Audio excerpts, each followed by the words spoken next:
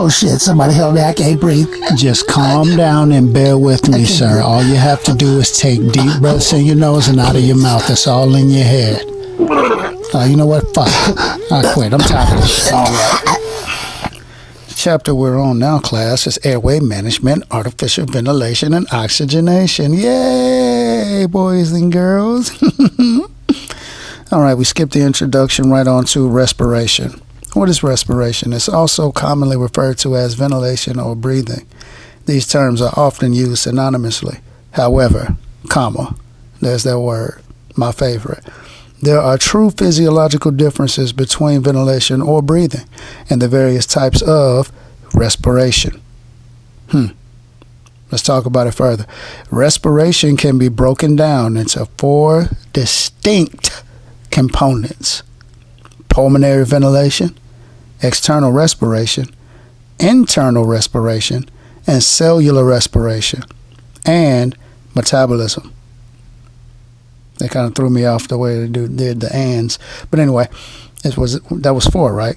4 distinct components: pulmonary ventilation, external respiration, internal respiration, and cellular respiration, and metabolism. That's 5. Maybe they'll make it make sense later, but I count 5, okay? I guess because metabolism is not really I don't know. Cellular respiration and metabolism. On the cellular level, I guess it metabolizes. Those two, I guess, go together because of the way they worded it. We'll figure it out later, all right? Pay close attention. Damn.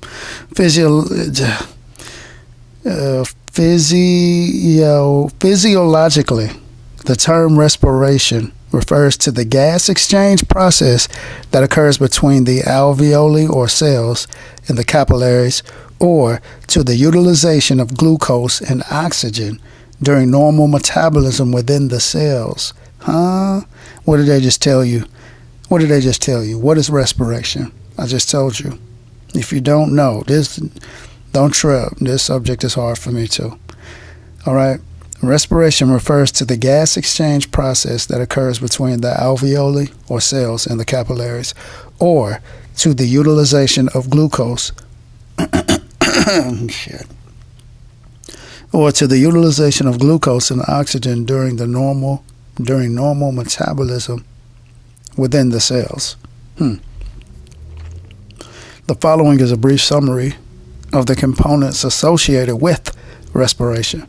More detail regarding each component will be provided later in the chapter. All right.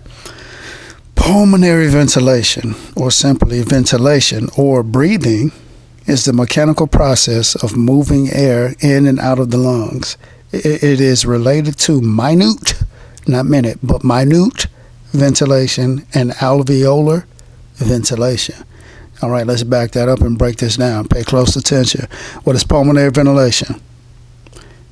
It is breathing, right? Simply. It's simple breathing. And it's also a mechanical process. That's the key information. Pulmonary ventilation is simple breathing. It's a mechanical process. You're moving air in and out of the lungs. It's related to minute it might be minute ventilation. Am I tripping? I remember something about that later on. Damn. That's what happens when you get out here and you get away from this book. Some of this shit escape you, especially when you do BLS. I do BLS, okay? So some of this stuff escapes me. I want to apologize, class. You don't use it, you lose it, right? Let's go back. So don't fault me for not knowing if this is minute ventilation or minute. I think it's minute. It is. It's minute ventilation. That's right, because it has something to do with the amount of oxygen that passes something within a minute. I remember. Okay, anyway. Minute ventilation and alveolar ventilation.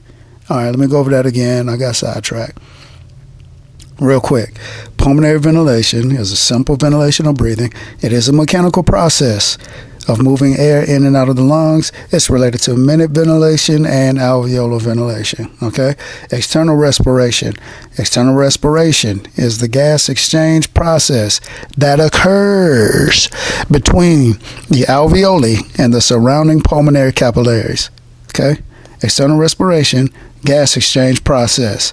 It occurs between the alveoli and surrounding pulmonary capillaries. External respiration, also referred to as alveoli capillary gas exchange, serves to oxygenate the blood and eliminate carbon dioxide in the lungs. Says that occurs that occurs between the cells and the systemic capillaries. Internal respiration, also known as cell capillary gas exchange, is responsible for delivering oxygen to the cells and removing carbon dioxide from the cell. That makes sense, right? Look at the word before the process, right? Pulmonary ventilation. Pulmonary, what do we know that as? The lungs, right? All right, ventilation is breathing. External respiration. External, you know what that means? Outside of, right? Respiration. It's damn near self-explanatory, but there's also a process. You need to know the process of these terms. All right? Internal respiration. Internal, is the gas exchange process, blah, blah. All right. No, I can't just blah, blah, blah. That's where I was. I'm sorry. Sorry, class. Internal respiration is the gas exchange process that occurs between the cells and the systemic capillaries. Internal respiration, also known as cell capillary gas exchange, is responsible for delivering oxygen to the cells and removing carbon dioxide from the cell. That is very involved. You hear that? Internal respiration, because it's internal, it's more so involved because it's dealing with a lot of different parts of it's dealing with parts of the body. Not a lot of different, but internal respiration, break this down, is the gas exchange process. It is a gas exchange process. It occurs between the cells and the systemic capillaries. It's also known as cell capillary gas exchange. Cell capillary gas exchange, and it's responsible for delivering oxygen to the cells and removing carbon dioxide from the cell. Cellular respiration and metabolism. Yep, these two are together. I could have looked ahead and saw that. So it's 1, 2, 3, 4. Yep. All right, the last process of respiration, component of respiration, is cellular respiration and metabolism. All right, also known as aerobic metabolism, occurs in the cell. It's the process breaks down glucose in the presence of oxygen, produces high amounts of energy in the form of ATP. I can't remember what that means, but ATP, and releases carbon dioxide and water as a byproduct. That is very important. I remember seeing that on the test of 2 or 3 or 4 or 5 or 10. Okay, that it releases carbon dioxide and water as a byproduct. Cellular respiration and metabolism, aka aerobic metabolism. Where does it occur? In the cell. What does it do? Or what happens? It breaks down glucose in the presence of oxygen. What does it produce? High amounts of energy in the form of ATP. What does it release? Carbon dioxide and water as a byproduct. Moving right along. Respiratory system review. We're not reading the little introduction part because, anatomy of the respiratory system. The respiratory system takes oxygen from air that is breathed in, transported to the alveoli where the oxygen crosses over into the capillary. That's what just happened.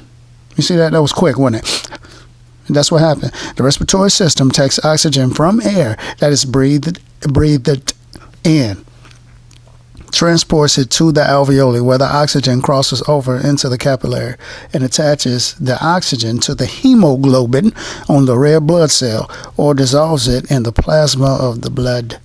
The blood then transports the oxygen to the body cells through the arteries and capillaries of the circulatory system. At the capillary/cell interface, the oxygen leaves the blood in the capillary and crosses over into the cell.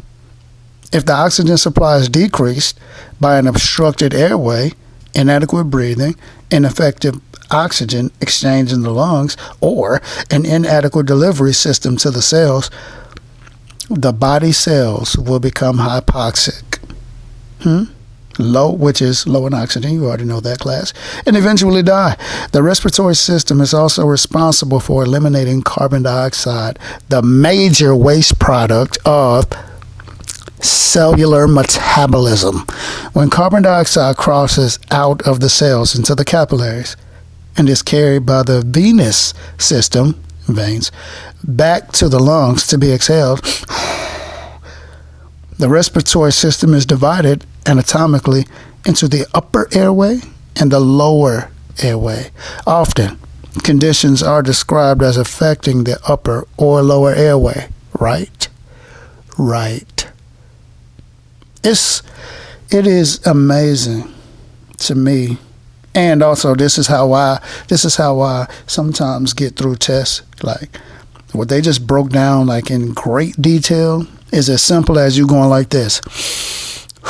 That's it. And it's like, damn, don't seem like that much to it, do it? But it is.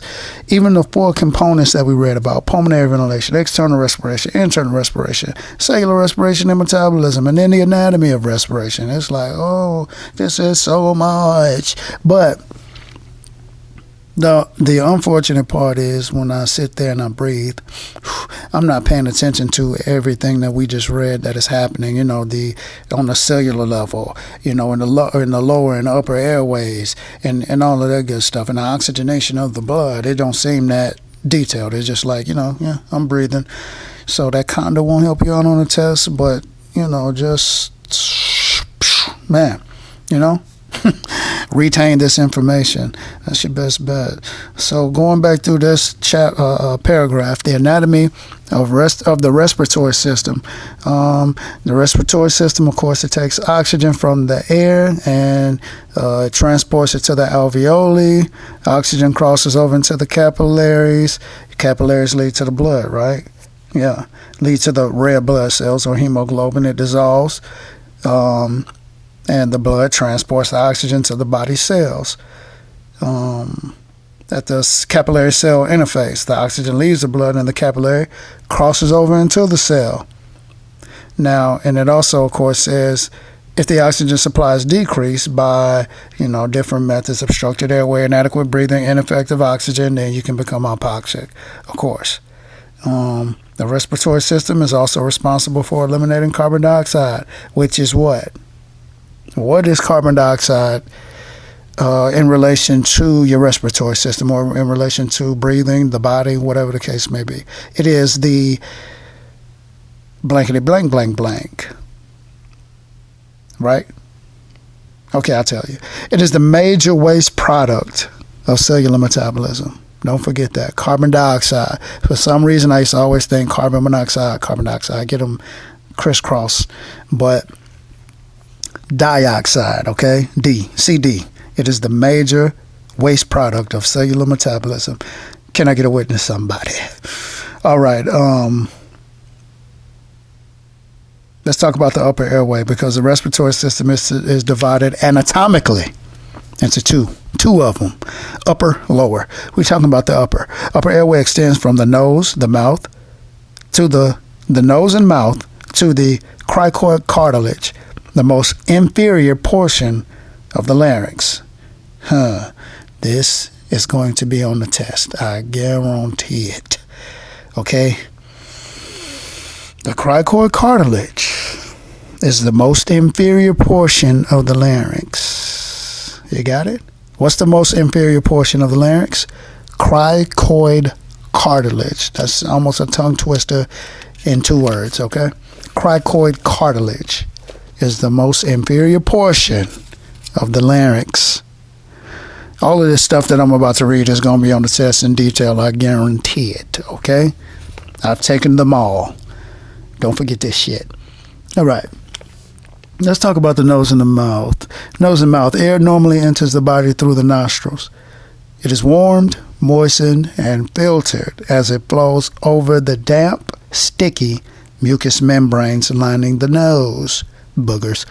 Air also enters through the mouth. However, there's less filtration and warming by that route than through the nostrils. I'm going to say this one more time.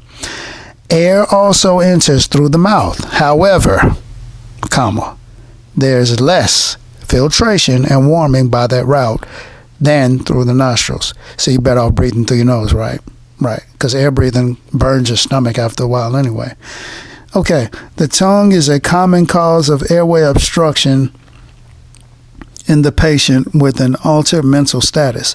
This occurs when the muscles controlling the tongue, the submental axis. Okay, we're gonna go ahead and skip that. Just remember that the tongue is a common cause of airway obstruction in the patient with an altered mental status. I don't want to get sidetracked by talking about the muscles in the goddamn tongue. We want to talk about the epiglottis and the pharynx and the larynx and all of that good stuff. Okay, the anatomy of respiration. All right, pharynx.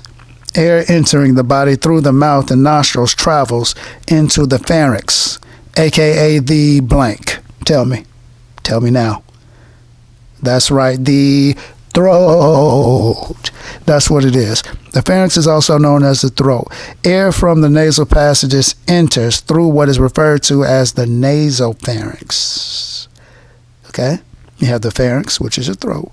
You have the nasopharynx, which is the back of your nasal passages, where your throat meets your nasal passages, basically, and they connect and they go on down.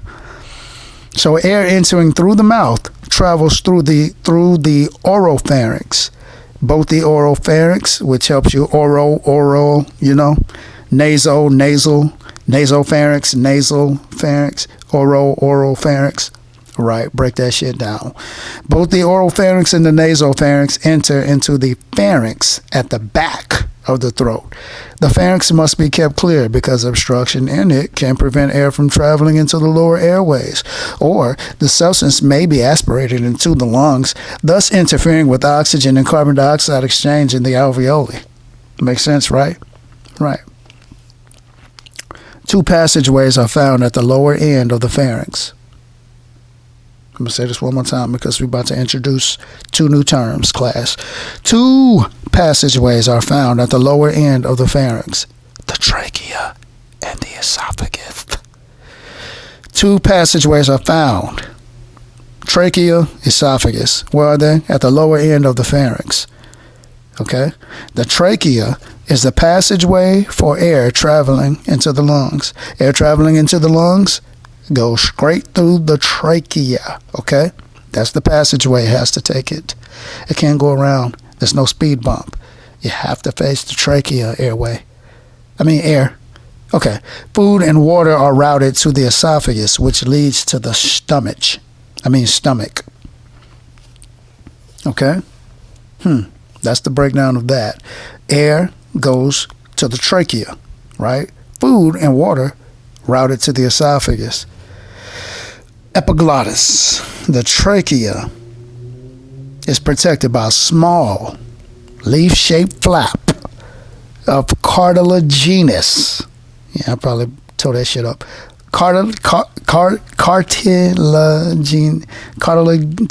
Cartilaginous tissue called the epiglottis.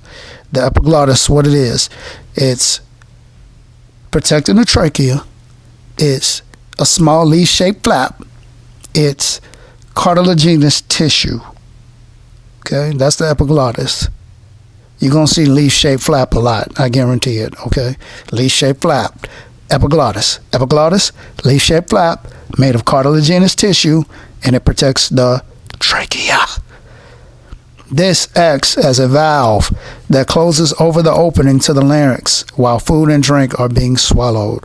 At other times, the epiglottis is pulled away from the opening to the larynx, which permits breathing.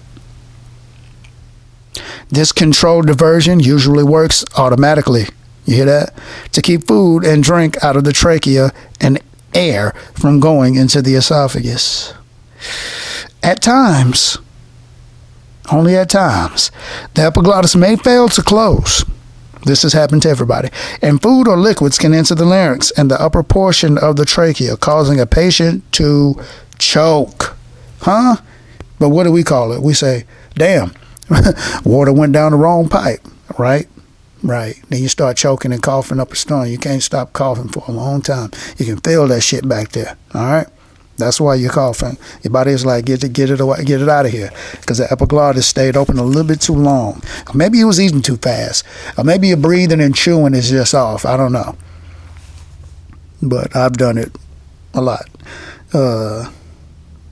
Causing a patient to choke. If a patient is unresponsive, the protective reflexes may not work during swallowing. So that foreign objects, blood, secretions, and vomitus can enter the trachea and cause an airway obstruction or lung infection. What is that lung infection called? We're going to move right along. We ain't getting into all of that. When the muscles controlling the tongue relax in a patient with an altered mental status, the muscles controlling the epiglottis also relax and may cause the epiglottis to fall over the opening of the larynx. This is called the glottic opening. Glottic opening. Okay? If the epiglottis falls over the opening of the larynx, the larynx is also, aka the glottic opening. I was trying to explain something, but I messed up. Anyway, this will block the only opening to the trachea and cause an airway obstruction at the level of the larynx that cannot be directly seen by the EMT. Why? Because it's in the back of the damn throat, okay? I mean, below the throat. Damn near it's in the neck. The best method to relieve this type of obstruction is to perform what? A head tilt chin lift maneuver or jaw thrust maneuver for trauma, which will pull the epiglottis up away from the opening of the larynx. That's the first step. You hear? All right, the larynx. The larynx, just superior to, above, the trachea, and just inferior to, below, the epiglottis is the larynx. Where's the larynx? It's above the trachea and below the epiglottis. Above the trachea, below the epiglottis. So how does it go? Let's talk about it. It goes above. Okay, it goes epiglottis, because they're telling us in order anyway. Kinda. Are they? Yeah, they are. A little bit. Okay, it goes epiglottis, larynx, trachea. Okay? So the larynx is above the trachea. They could have told us in a different way to make it make sense. The larynx is above the trachea and below the epiglottis. Epiglottis, larynx, trachea. Okay? Another term for the larynx is voice box. You heard that before. Which contains the vocal cords. Where are your vocal cords? Let's harp on this shit. Heavy. Where are your vocal cords, boys and girls? They are in your larynx. Don't forget this. Voice box, vocal cords, larynx. Larynx, voice box, vocal cords. Okay, the vocal cords are thin muscles that produce speech and also protect the lower airway. The anterior portion of the larynx is composed of the large, bulky thyroid cartilage, commonly known as the Adam's apple. Anterior portion of the larynx is composed of the large, bulky thyroid cartilage, known as the Adam's apple. Okay? So this is big. The larynx is a big fucking deal. You hear me? Okay, the larynx holds your voice box, vocal cords. It also has a thick thyroid, bulky thyroid cartilage, known as the Adam's apple. Okay? Adam's apple, voice box, larynx. Larynx, Adam's apple, voice box, vocal cords. Keep that in mind.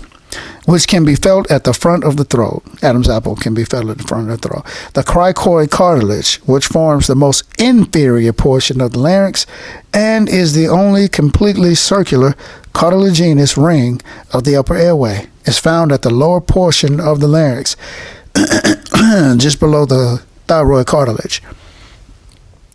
Pressure applied to the cricoid ring, a technique that will be discussed later, is often used in airway management to help prevent air from filling the stomach and to help prevent regurgitation of stomach contents.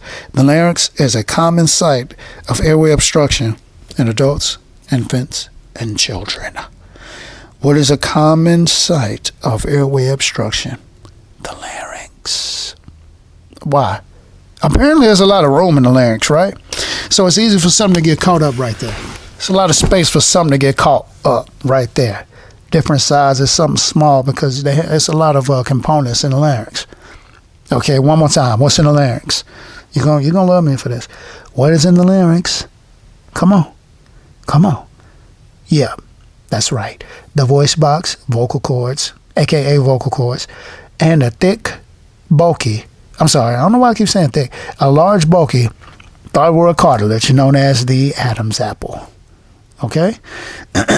Moving on to the lower airway. Okay, well, let's go back over the upper airway. The upper airway contains, of course, your nose and mouth, mucous membranes, pharynx, oropharynx, nasopharynx, trachea, esophagus. Wait.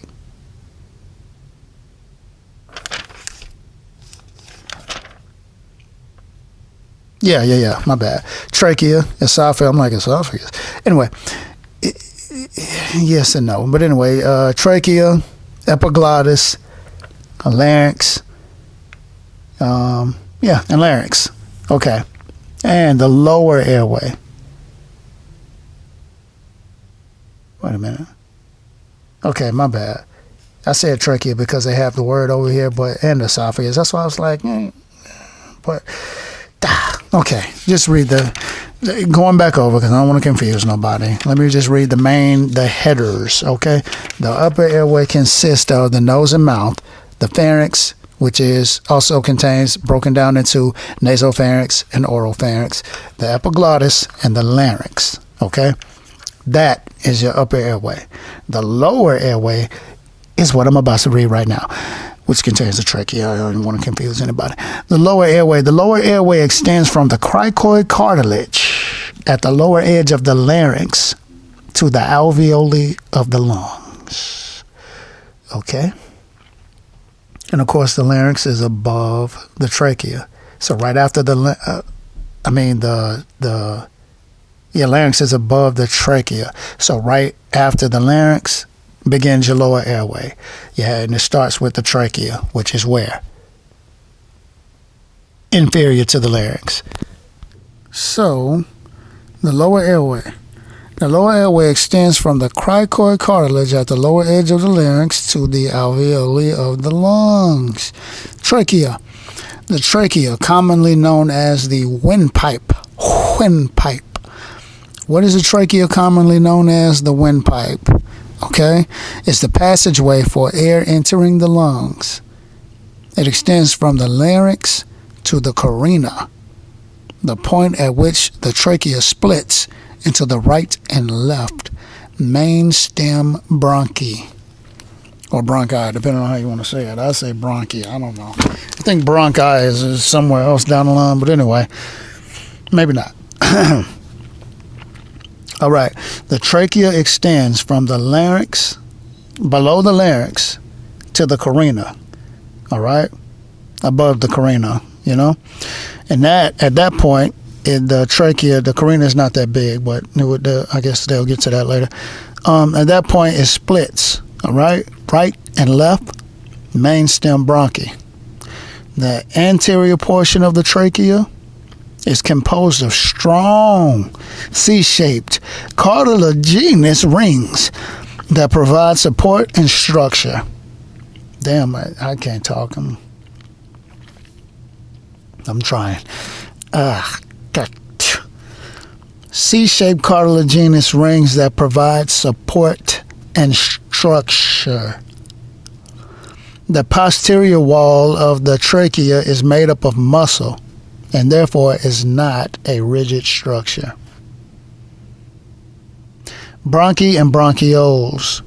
The right and left main stem bronchi which are the two major branches of the trachea, extend from the carina into the lungs, where they continue to divide into smaller sections or branches known as bronchioles, right?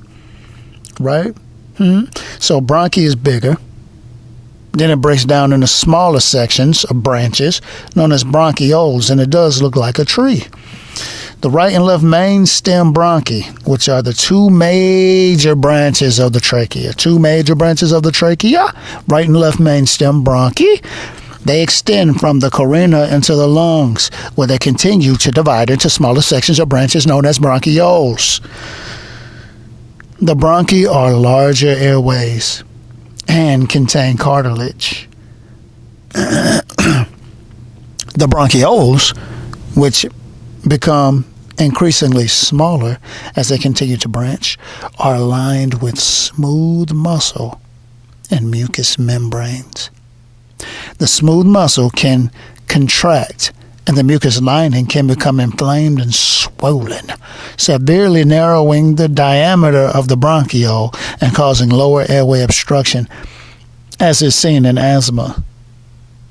This narrowing causes an increase in airway resistance inside the bronchiole, which makes it more difficult for the patient to move air in and out of the alveoli and the lower airway passages.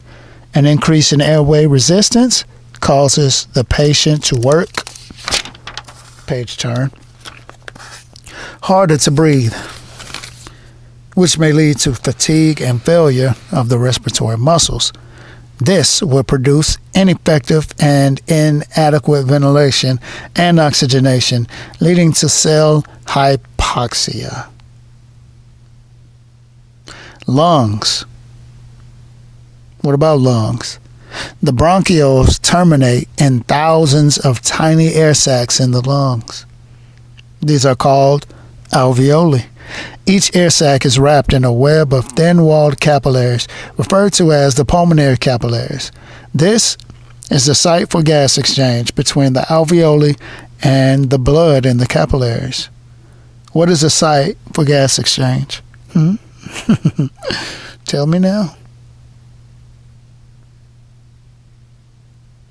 It's in the air sac. Huh? What is the air sac called? Alveoli. Huh? It's thin-walled capillaries, referred to as the pulmonary capillaries. This is a site for gas exchange between the alveoli and the blood in the capillaries. Look at it like a meeting. Okay? The gas exchange is the product, right? Okay? And then the alveoli and the blood in the capillaries are having a meeting. And they're like, hey, man, I got the shit. You got the money? They're like, yeah, here's the shit. The shit is gas exchange, okay? It's gas between the alveoli and the blood in the capillaries. That might not have been such a good example, but we're going to roll with it anyway. Moving right along. The lungs are made of elastic tissue. This elastic tissue causes the lungs to react like a rubber band. Thus, the lung's natural tendency is to recoil and collapse. The lungs are surrounded by two layers of connective tissue called the pleura. Pleura. Pleura. Not like plural, but pleura. Don't ask.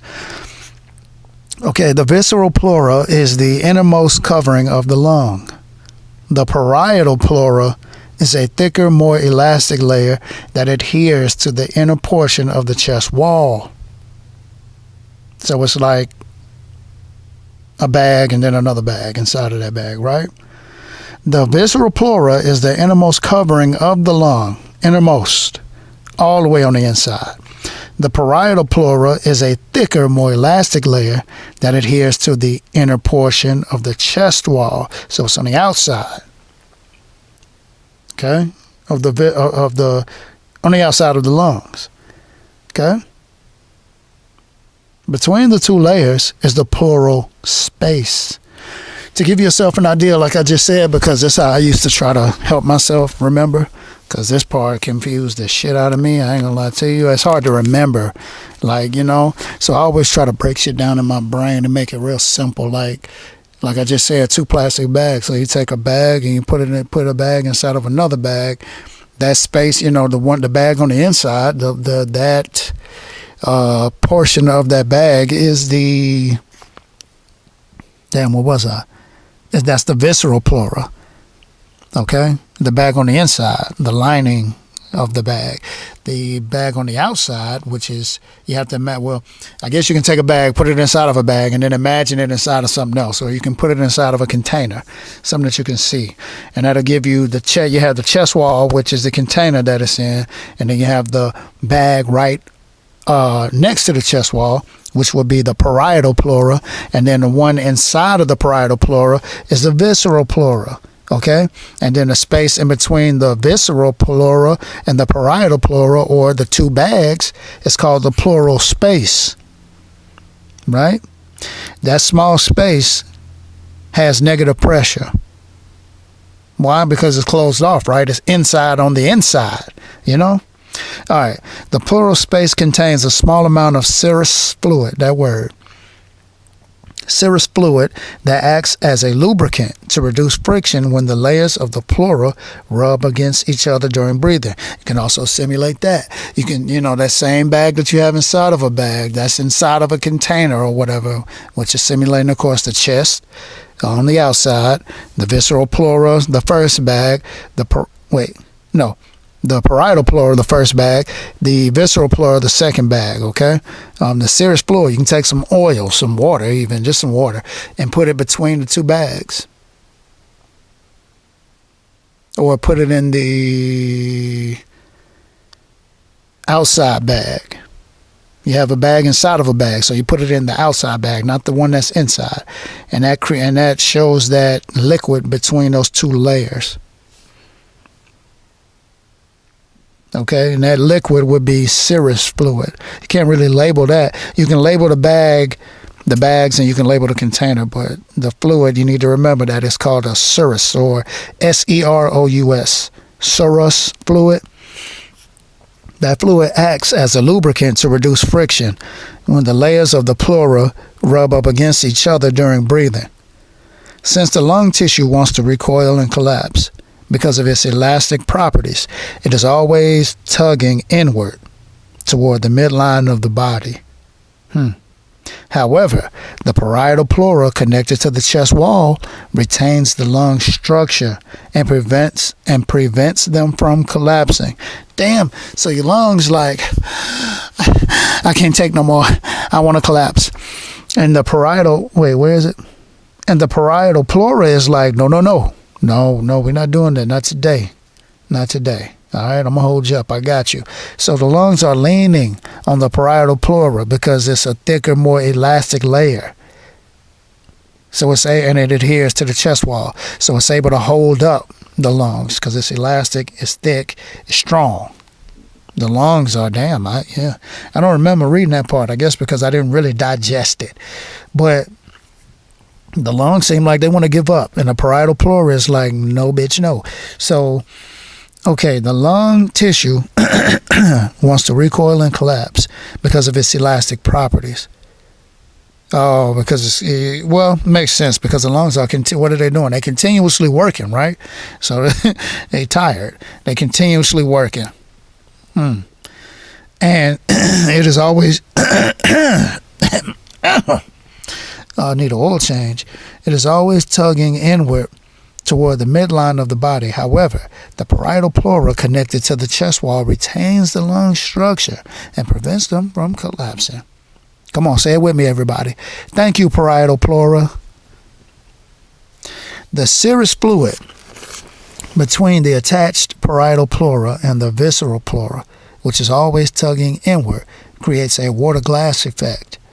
If a water glass is placed open and down on a flat surface covered with water, then pulled straight upward, a vacuum is created. The flat surface and I skipped a word. A vacuum is created between the flat surface and the glass. Yeah, I've done that before just to simulate so I can understand. I mean, I've seen it happen. Even when you're drinking in a glass sweat or whatever on the outside cup, whatever, it kind of sticks a little bit, but it sticks more if the open end is down. I guess because there's air, right there versus the bottom of the glass, which is flat. The water creates a seal. If the seal is broken, air is sucked inward and allows the glass to be moved off the flat surface. To apply this principle, think of the patient who has an open wound to the chest with a tear in the parietal or visceral pleura. The visceral pleura pool is continuously creating a vacuum. So air from outside the chest gets sucked into the pleural space through the hole in the pleura. Since the lung wants to recoil, it continues to pull inward toward the midline, collapsing the lung as air fills the pleural space. The lung continues to collapse as more air enters the pleural space. This is frequently seen in blunt and penetrating injuries to the chest and can lead to severe respiratory distress and inadequate gas exchange and oxygenation of the cells. Wow. They just told us a lot right there. They just broke down I ain't even going to try to remember what that's called. It's not one of the pneumothoraxes, I think. Pneumothorax. Anyway, diaphragm. Let's moving right along. Diaphragm. The diaphragm is a muscle that separates the chest cavity from the abdominal cavity. I used to always forget that. What is the diaphragm? Well, first of all, what is the diaphragm? It's a muscle. What does it separate? The chest cavity from the abdominal cavity. I don't know how I would always forget that, but I would. I guess because it's a diaphragm. I don't know. It is the major muscle used in breathing. You hear that? Major. It is responsible for approximately how much? 60 to 70% of the effort of ventilation. The diaphragm is very responsible, okay? Very responsible. Say it with me, everybody. Thank you, diaphragm. It is the major muscle used in breathing. It separates the chest cavity from the abdominal cavity. It is responsible for approximately 60 to 70% of the effort of ventilation. If contraction of the diaphragm is ineffective because of trauma or illness, the patient may show signs of significant respiratory distress from inadequate breathing. Man, this is very important. This is key shit going on. Big business going on right now. While you just sitting there chilling and we thinking it's simple. It ain't that easy, bruh. Okay? This shit is real. All right? You got body parts that's fighting to keep you alive. All right? So, going back in detail, the anatomy of the respiratory system. Key components. The upper airway. The upper airway extends from the nose and mouth to the cricoid cartilage, the most inferior portion of the larynx. All right? So in between the cricoid cartilage and the larynx, you have the nose and mouth.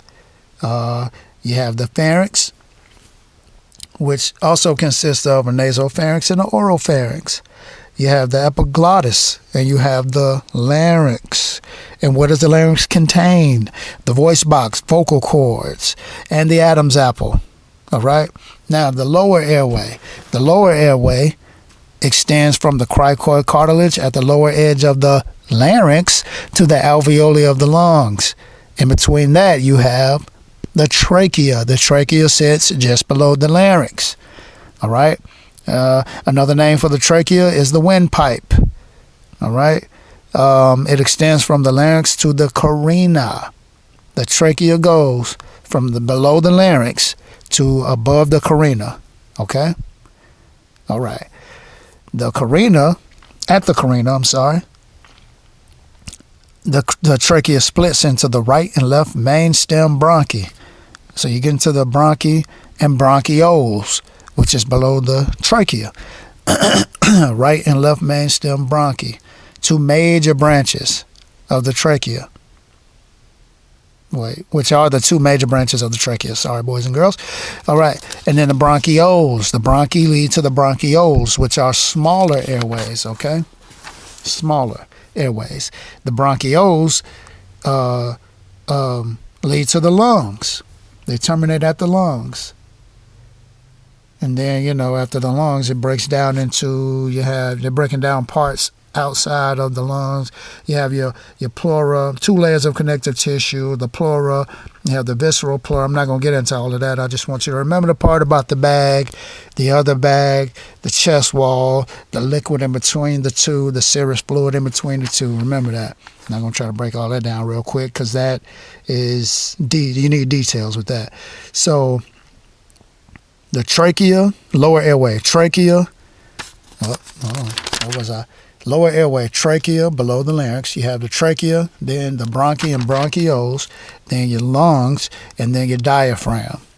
And those are the components of the lower airways. We'll read the rest of airway management, artificial ventilation, and oxygenation on another one. Because this is a lot of information, I want to just keep it short and simple. I ain't trying to just bombard you with a whole lot of information at the same time. This is already 45 fucking minutes of information, and this is literally 3 pages. 3 pages. No, 4 or 5. Anyway, next time, people, study, study, study, study, study, study, study, study, study, study.